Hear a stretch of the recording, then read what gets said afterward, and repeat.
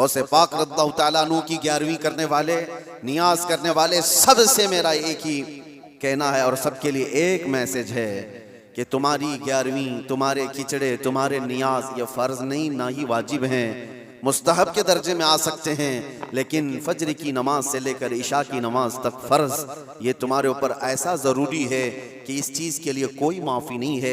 एक साल तुमने देग नहीं बनाई, नियाज नहीं की, तो क़यामत के दिन नहीं पूछा जाएगा कि तुम गौसे पाक की फातिहा करते थे कि नहीं करते थे। ये सवाल नहीं होगा, लेकिन ये सवाल ज़रूर होगा कि फज्र में उठे क्यों नहीं थे। ये सवाल ज़रूर होगा इतनी नमाजें क़ज़ा क्यों हुई तुमसे। मेरे अजीज़ों, नवाफिल और मुस्तहब्बात में पड़ी हुई ये उम्मत, मैं मना नहीं करता, आप शौक से, हम भी करते गौसे पाक रज़ियल्लाहु ताला अन्हु के दरबार में इसाले सवाब के लिए, मरहुमीन के लिए हम नियाज, फातिहा, सारी चीज़ें करते हैं, लेकिन इसका मतलब ये नहीं है कि कुल वही है और अल्लाह तबारक व तआला की ये इबादतें कुछ माना नहीं रखती। नमाज नहीं है, कुरान नहीं है। अजीज़ान गिरामी, मैं उन लोगों से पूछता हूँ जो 2-2, 3-3 घंटे कव्वालियों पर रक्स करते हैं, कुरान की एक सूरे भी तो सुन के दिखाओ। वो रब का कलाम है, अल्लाह का कलाम है। किसी कारी कुरान से तुम किरत सुन करके झूमो, फिर पता चले कि ईमान तुम्हारे दिल में कितना है। ढोल बाजों पर रक्स करने वाली कौम, ईमान से अगर ताल्लुक है तो इन खुराफात में नहीं जा सकता कभी। ईमान मजबूत करो, औलिया कामिलीन की जमात से वाबस्ता रहना ये ज़रूरी है, लेकिन उसका मतलब सिर्फ ये नहीं जो बनाया गया है। हम सुन्नियों पर एक बड़ा इल्ज़ाम ये लगाया जाता है कि ये सिर्फ चादर, गागर, जुलूस, फातिहा, नियाज, 11वीं वाले लोग हैं। मेरे अजीज़ों, वो एक पार्ट है। जालिमों ने जिस तरह का ये हमारे ऊपर इल्ज़ाम लगा कर रखा है कि ये सजदे करने वाले लोग हैं, कब्र की पूजा करने वाले लोग हैं, और मज़ारात औलिया पर जाकर शिर्क व बिदअत करने वाले लोग हैं, दुनिया को ये फैला करके रखा गया। हम उससे बरात का इजहार करते हैं। हम सुन्नी मज़ार को सजदा तो छोड़ो, हम रसूल को भी सजदा नहीं करते। सजदा सिर्फ और सिर्फ अल्लाह वहदहू ला शरीक के लिए है, इबादत सिर्फ अल्लाह रब्बुल इज्जत के लिए है। सजदा तो दूर की बात, झुकना भी जायज नहीं है, झुकना भी जायज नहीं है।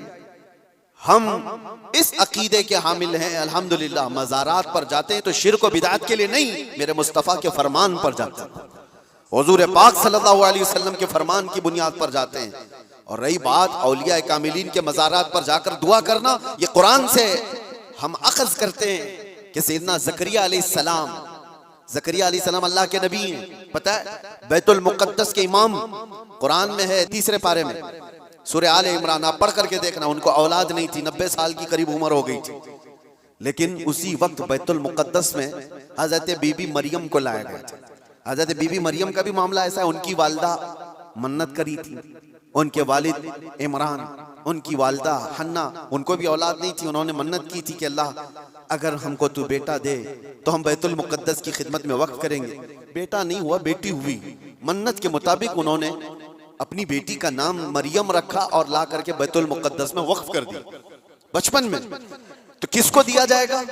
जो बैतुल मुक़द्दस के इमाम थे, मुतवल्ली थे, हज़रत ज़करिया अलैहिस्सलाम, उनके हाथ में दिया गया कि बच्ची वक्फ है। हज़रत ज़करिया अलैहिस्सलाम ने कबूल किया और एक मेहराब में बच्ची को रखते थे। कुरान में ये जिक्र है, मैं बता रहा हूँ आपको। और हज़रत ज़करिया अलैहिस्सलाम कहते हैं, कुल्लमा दखला अलैहा ज़करिया अल मिहराब वजद इंदहा रिज़्क़ा क़ालत या मरियम अन्ना लकी हाज़ा क़ालत हुवा मिन इंदिल्लाह इन्नल्लाह यर्ज़ुक़ु मन यशाअ बिग़ैरि हिसाब। जब जब हज़रत ज़करिया अलैहिस्सलाम मेहराब मरियम में जाते तो कहते हैं किस्म किस्म के फल वहाँ पर रखे हुए पाते थे।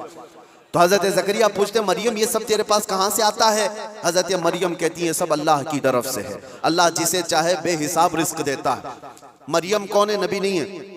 हज़रत मरियम हाँ अल्लाह की वलियाँ हैं, पाकीज़ा मुक़द्दस हस्ती, लेकिन उनको अल्लाह तबारक व तआला ने वो करामात से नवाजा था। वो बचपन में फल वगैरह उनको रिज़्क़ के तौर पर पहुँच रहा था।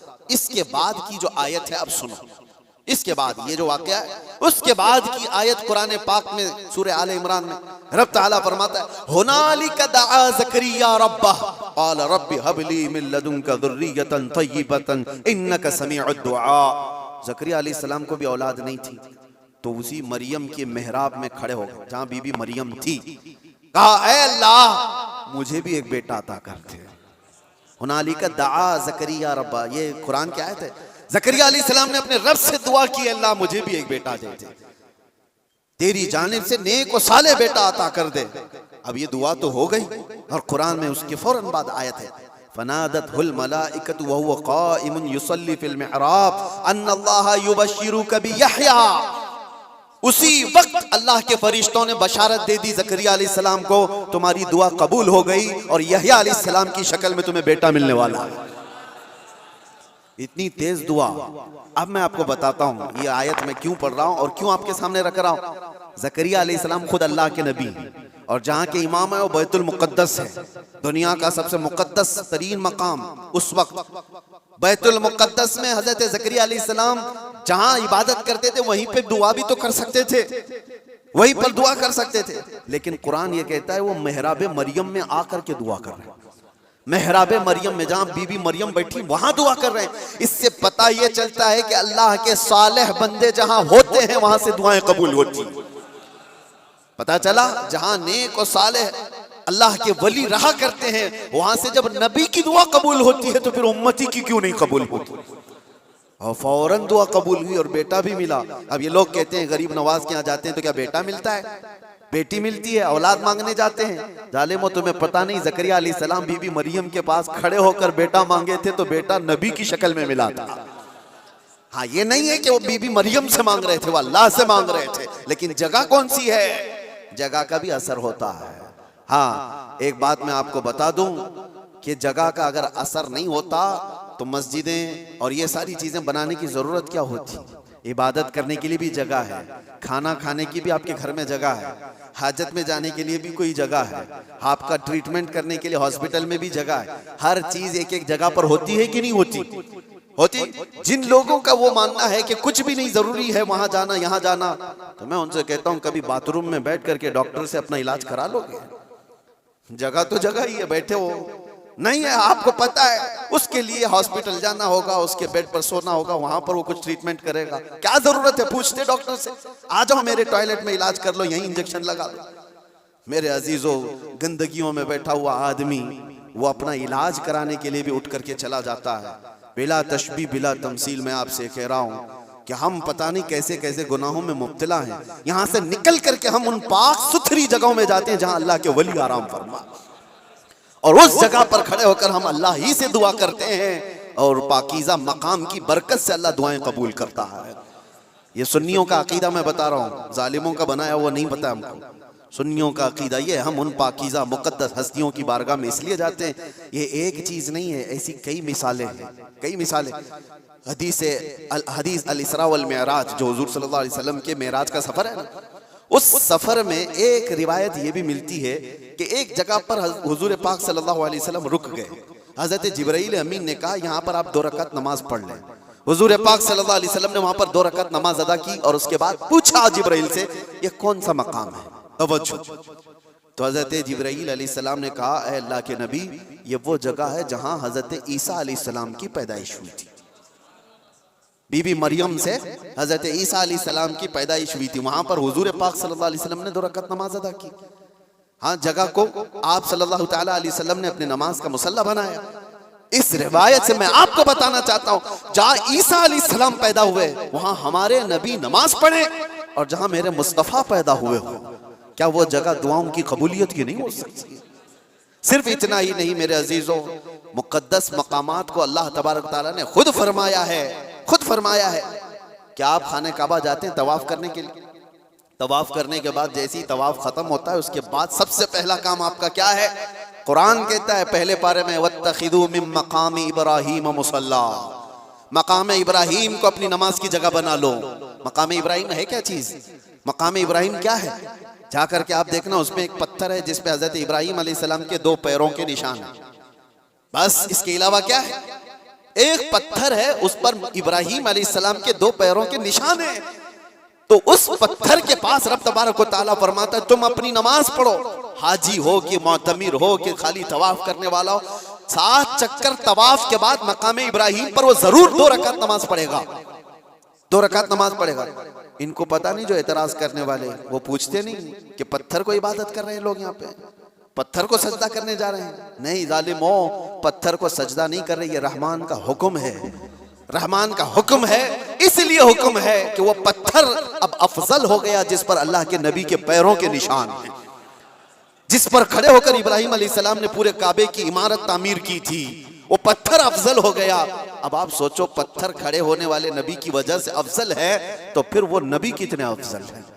हाँ, उनके कदम कितने अफजल हैं। हम तबर्रुकात वाले लोग हैं, इसलिए हम उनकी नहीं मानते। हम तो छोटी सी भी कोई चीज निस्बत की मिलती है तो हम उसको एहतराम से सर आंखों पर रखते हैं। आज भी बिहम्दिही ताला हुजूर पाक सल्लल्लाहु अलैहि वसल्लम के मुँह मुबारक पूरी दुनिया में देखे तो सुन्नियों के पास ही मिलेंगे, क्योंकि कदर उनको ही है और वो चाहते हैं कि हुजूर पाक सल्लल्लाहु अलैहि वसल्लम से रिलेटेड जो भी चीज़ है वो अजमत वाली है। औलिया कामिलीन की बात कर रहे हैं मेरे अजीजों, बहुत सारी बातें हैं। अब आपको मैं बताता हूँ, जो एक बड़ा सवाल ये है कि ये औलिया इकराम के लिए कहानियां गढ़ लेते हैं लोग। करामत करामत करामत कहते हैं। जो करामत का इनकार कर रहा है वो कुरान का इनकार कर रहा है।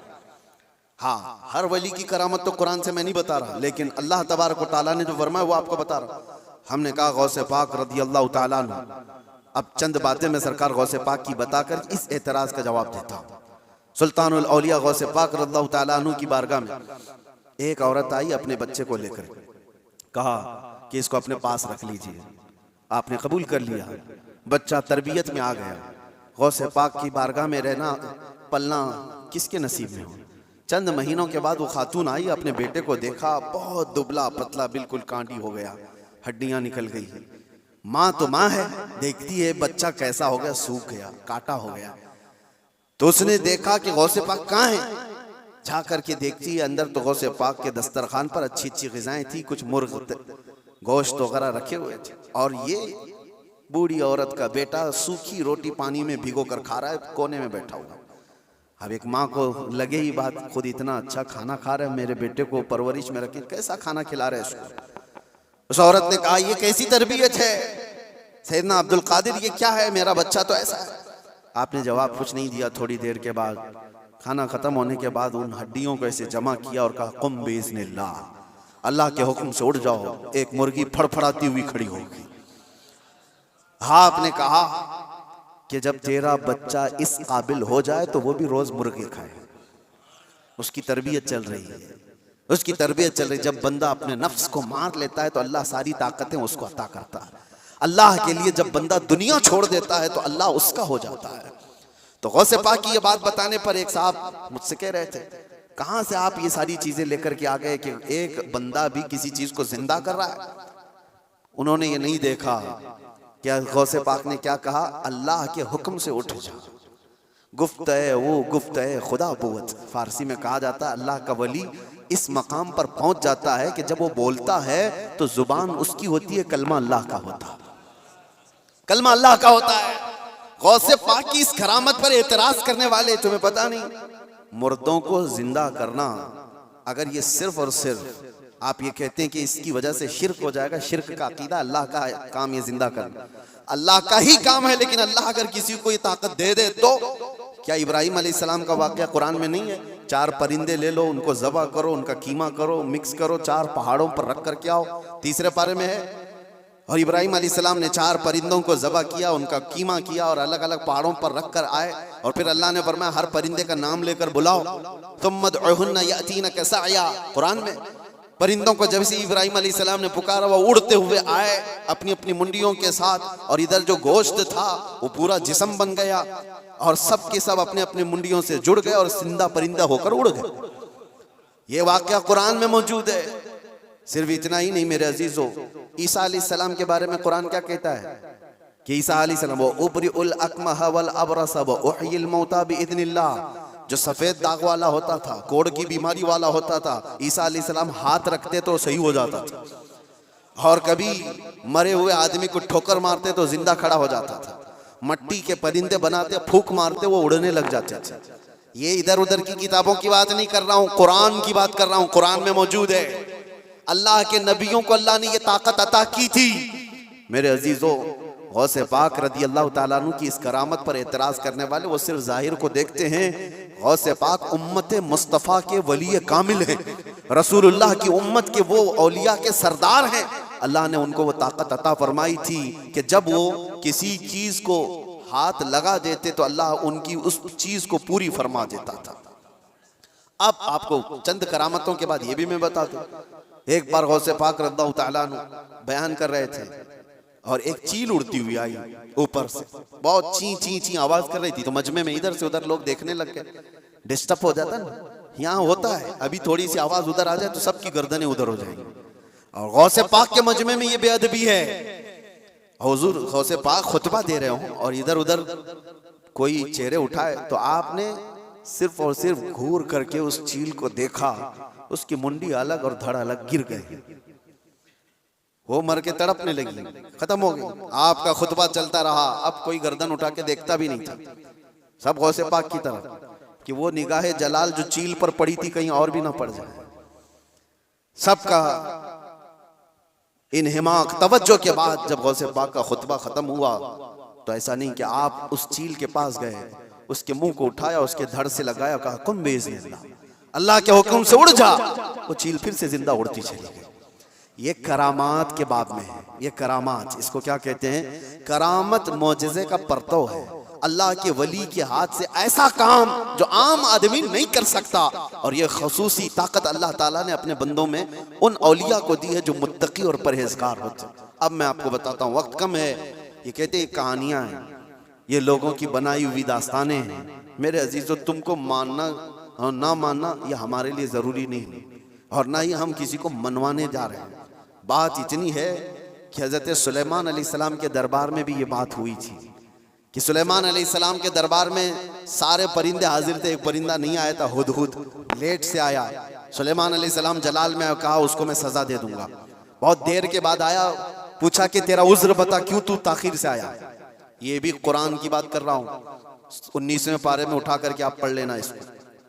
उसने कहा ऐ अल्लाह के नबी, मैं उड़ते उड़ते एक ऐसी जगह पर चला गया था जहां देखा लोग शिर्क कर रहे हैं, सजदा कर रहे हैं, एक औरत को सजदा करते हैं, सूरज को, और एक औरत उनकी हाकिम है, औरत उनके ऊपर हुकूमत कर रही है जिसका नाम सबा बल्कीस है। सुलेमान अलैहिस्सलाम ने कहा अच्छा ऐसा है, तो जा करके अब सुलेमान अलैहिस्सलाम ने कहा मेरा खत दे दो, अल्लाह की बारगाह में वो सरबत सुजूद हो जाए, शिर्क को छोड़े और वो ईमान लाए। खत ले जा करके दिया गया, कौन? परिंदा ही। वो औरत मानने से इनकार कर दी, जो भी मामला है, और वो लड़ना चाहती थी, अपनी फौज लेकर के सुलेमान अलैहिस्सलाम के पास आना चाहती थी। फौज लेकर वो निकली, लेकिन उसके साथ एक मामला था। वो जिस तख्त पर बैठती थी वो दुनिया का सबसे महंगा तख्त था। ऐसा तख्त था कि सोने और चांदी से जड़ा हुआ, हीरे कीमती उस पे लगे हुए, और उस तख्त की हिफाजत के लिए 7 दरवाजे बने हुए थे। हर दरवाजे पर संतरी पहरेदार खड़े। सुलेमान अलैहिस्सलाम को ये बात हुदहुद ने बताई, लेकिन ये तो जिक्र कुरान में इसका नहीं है। लेकिन सुलेमान अलैहिस्सलाम को ये मालूम था कि उसका तख्त है। वो गैब के जानने वाले को ही नबी कहा जाता है। आपने सिर्फ अपने मजमे में इतना कहा, सुना है बल्कीस अपने यहाँ से निकली। बल्कीस कहाँ रहती थी? यमन में। सुलेमान अलैहिस्सलाम कहाँ रहते थे? फिलिस्तीन में। आप डिस्टेंस आज के जमाने में भी नाप के देख लेना कितने किलोमीटर का है। यमन कहाँ है और फिलिस्तीन कहाँ है। सुलेमान अलैहिस्सलाम ने अपने मजमे में सिर्फ इतना कहा, कोई है जो बल्कीस के आने से पहले वो तख्त मेरे पास लेकर आ जाए। जो तख्त हिफाजत में है, 80 गज लंबा, 40 गज चौड़ा, छोटा मोटा नहीं, 80 गज लंबा, 40 गज चौड़ा और इतना ही मोटा। तो सुलेमान अलैहिस्सलाम ने जब ये कहा तो किसने जवाब दिया सबसे पहले? वो भी कुरान में, क़ाला इफ़रीतुम मिनल जिन्नि अना आतीका बिही क़ब्ल अन तक़ूम मिन मक़ामिक। एक जिन खड़ा हुआ, जिन्नात जो मुवक्किल हाजिर करने के लिए बाबा लोग चिल्ले कर रहे हैं, उनको भी बयान कर रहा हूँ मैं। और कुछ लोग ये समझते हैं जिन्नात मिल जाना चाहिए, हाथ में वो कर दूंगा, ये कर दूंगा। जिन्नात हाथ में आ गए तो पूरी बैंक लूट लूंगा, जिन को लगा दूंगा, थैले भर भर के पैसे ला कर दे देगा। जिन की हैसियत क्या है तुम्हें पता भी नहीं, किसी दिन उठा के तुमको ही पटक देगा। जिन क्या कहता है कुरान में है, ऐ अल्लाह के नबी मैं ला के दूंगा, वो तख्त मैं ला करके दूंगा। कब तक? आपकी ये मजलिस खत्म होने से पहले। अभी अगर मजमे में कोई मुझसे कह दे कि जुम्मा की आपका बयान होने से पहले मैं एक काम कर दूंगा, तो आपको समझ में आ जाएगा कितना टाइम है। बस 4-5 मिनट की बात होगी। उस जिन ने कहा, अच्छा ये सुनने के बाद आपको भी लग रहा होगा जिन ने कहा है तो ठीक है, ला के दे सकता है। जिन्नात की ताकत सबके दिमागों में बैठी हुई है। जिन तो मतलब जिन है, यहाँ से उड़ा उधर पहुंचा, उधर से उड़ा इधर पहुंचा, यही दिमाग में है ना। कुछ भी कर सकता है जिन, ये सबके दिमाग में है। लेकिन सुलेमान अलैहिस्सलाम ने उस जिन से कहा नहीं, इससे भी जल्दी कोई ला सकता है। दूसरा जिन नहीं खड़ा हुआ, क्या आप इस जिन को इतनी ताकत नहीं है, मैं ला सकता हूं, दूसरा जिन नहीं खड़ा हुआ। कुरान कहता है क़ाल अल्लज़ी इंदहु इल्मुम मिनल किताब, किताब का इल्म जिसके पास था, अल्लाह का एक वली खड़ा हुआ सुलेमान अलैहिस्सलाम की उम्मत में। वो कहता है अल्लाह का वली जिनका नाम आसिफ बिन बरकिया बताया जाता है, उन्होंने कहा अना आती कभी कबल अन यरतद्द इलैका तरफुक, ऐ अल्लाह के नबी मैं वो तख्त लाऊंगा, कितनी देर में? कहा कि आपकी पलक झपकने से पहले। और फिर कुरान कहता है फलम्मा रआहु मुस्तक़िर्रन इंदहु, सुलेमान अलैहिस्सलाम की बात कंप्लीट भी नहीं हुई थी, आपने पलट कर देखा तो वो तख्त वहां हाजिर था। कौन लाया? सुलेमान अलैहिस्सलाम खुद नबी हैं, उनका पावर अपनी जगह पर, लेकिन लाने वाला नबी नहीं था, वो उस उम्मत का वली था। किस उम्मत का? बनी इसराइल में है। सुलेमान अलैहिस्सलाम बनी इसराइल के नबी हैं। बनी इसराइल के एक उम्मती वली ने वो तख्त पलक झपकने से पहले हाजिर कर दिया। 1000 किलोमीटर से भी ज्यादा का डिस्टेंस है यमन और फिलिस्तीन में, ज्यादा है, उससे ज्यादा है, और तख्त पलक झपकने से पहले लाकर हाजिर कर दिया। और कुरान की आयतें पढ़ो, उन्होंने ये नहीं कहा मेरे बाजू की ताकत है, मेरी कुव्वत है, मैं इतना पावरफुल हूं, बल्कि तख्त हाजिर करके उसके बाद सुलेमान अलैहिस्सलाम ने क्या कहा? हाज़ा मिन फज़्ल रब्बी, ये मेरे रब का फजल है, ये मेरे रब का फजल है। अब तवज्जो चाहता हूं, सुलेमान अलैहिस्सलाम के उम्मती बनी इसराइल के वली, उनको ये ताकत है, उनको ये ताकत है कि वो यमन से फिलिस्तीन में पलक झपकने से पहले तख्त ला सकते हैं। तो बहरहाल सुलेमान अलैहिस्सलाम से कई दर्जे अफजल मोहम्मदुर रसूलुल्लाह है, बनी इसराइल से कई दर्जे अफजल उम्मत मोहम्मदिया है। बनी इसराइल के वली का मकाम जहां तक नहीं है, उससे कई दर्जे अफजल रसूलुल्लाह की उम्मत के वली का मकाम है। और आम वली की बात नहीं, वलियों का वली और सुल्तानुल औलिया गौसे पाक का मकाम कुछ और है। फिर बगदाद से जब वो ये कहते हैं कि मैं मगरिब में हूं और मेरा मुरीद मशरिक में हो और उसका सतर खुल जाए तो मैं यहीं से उसको छुपा दिया करता हूं, तो ये बात कोई गलत नहीं है। अल्लाह ने उनको वो मकामात अता किए हैं। गौसे पाक ने इसीलिए तो कहा था अपने कसीदे में, रअयत नज़रतु इला बिलादिल्लाहि जमअन का खरदलतिन अला हुक्म इत्तिसाली, मैं अल्लाह के सारे शहरों को ऐसे देखता हूं जैसे राई के दाने को अपने हथेली में देखता हूं।